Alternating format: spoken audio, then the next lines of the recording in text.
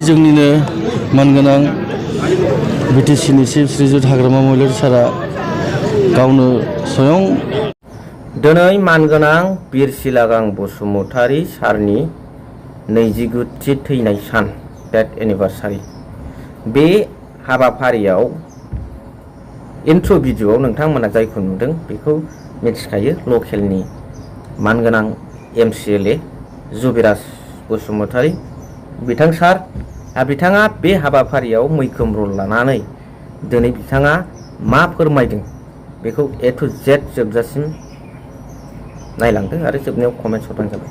जोङो दिनै फैयै फैयै बिथाङा 29थि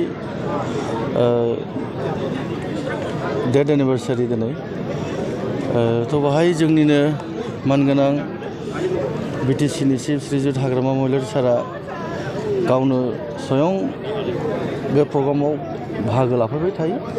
दिनै बिथाङा मोनसे बिखेक इम्पर्टेन्ट खामानिनि थाखाय गुवाहाटि फारसे थांनांगौ। स' बिनि थाखाय सारा बुंहरदों दे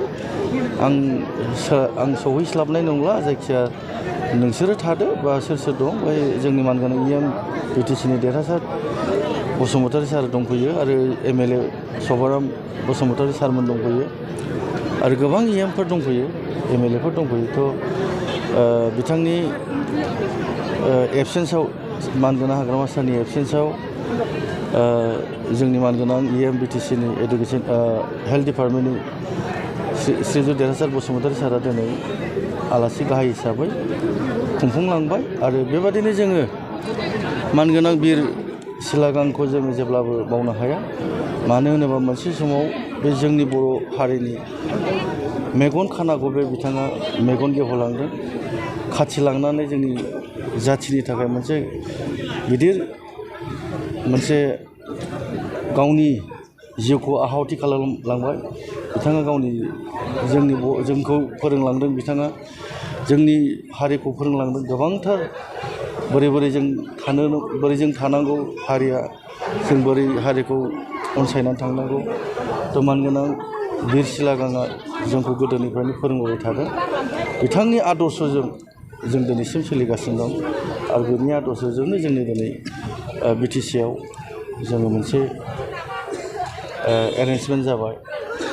दा बेखौनो आङो जेब्लाबो जोङो मानगोनां बिर सिलागांनि थैनाय दिनखौ फालिबोबाय थादों आरो फालिलांबाय थागोन आरो बेखौ जोंनि मानगोनां श्रीजुत हाग्रामा महिलारि सारानो खालामलांबाय थाखागोन। बिथांनि मुङै आथिखालनि BTC सरकारा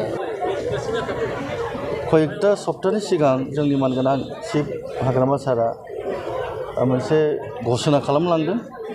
आं एमाउन्टखौ एक्जेक्टलि आं मिथिला, जायखिया बिनि नामावबो मोनसे गिदिर फाउन्डेसन एबा मेम'रियेल हल बिर सिलागांनि नामै जोंनि मानगोनां हाग्रामा सारा डिक्लेयार खालामखाबाय। जेरै धालिगाव प्रेमसिं ब्रह्मनि नामावबो खालामदों।